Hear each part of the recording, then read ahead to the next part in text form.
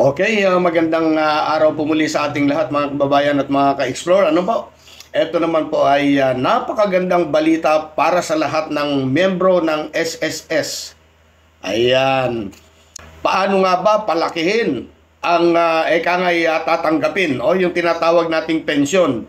Paano po ba palalakihin ang pensyon ng isang pensioner? Ayun, pensioner talaga, ano? Ang sarap pakinggan. Panoorin natin ang napakagandang balitang ito mula sa UNTV. Mas pinaigting ng Social Security System o SSS ang region-wide on-site registration sa 6 na probinsya sa Kapikulan. Mula June 14 hanggang July 15, namabot na sa 3,297 new members sa sinagang pagparehistro sa iba't ibang lugar sa Albay.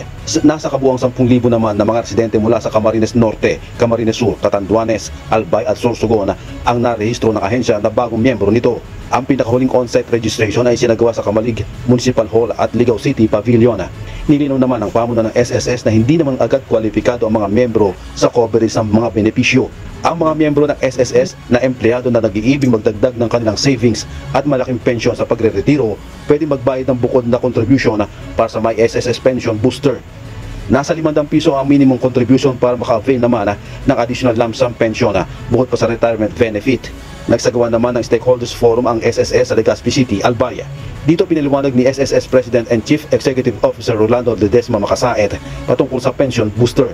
Yung booster kasi, nagko-contribute kayo regular, di ba? Ito yung requirement by law. Ang pension booster ay voluntary. Halimbawa, may sobra kayong pera at gusto nyo lumaki yung pension nyo, pwede kayo mag-deposito mag-miyembro ng pension booster para lumaki yung monthly pension nyo. Kasi parang nagreklamo sa akin na mas malaki daw ang GSIS. Ako po naging presidente ng GSIS. Sa akin hindi nyo alam, malaki ang pension ng GSIS kasi malaki ang kinakontribute nila.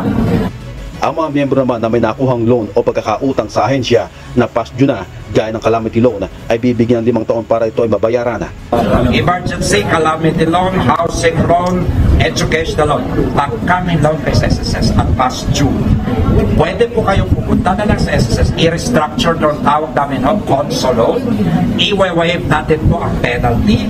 Importante mo ito, i-waive namin yung penalty. At yung balance po, babayaran nyo over 5 years para po lumiit lang yung binabayaran nyo.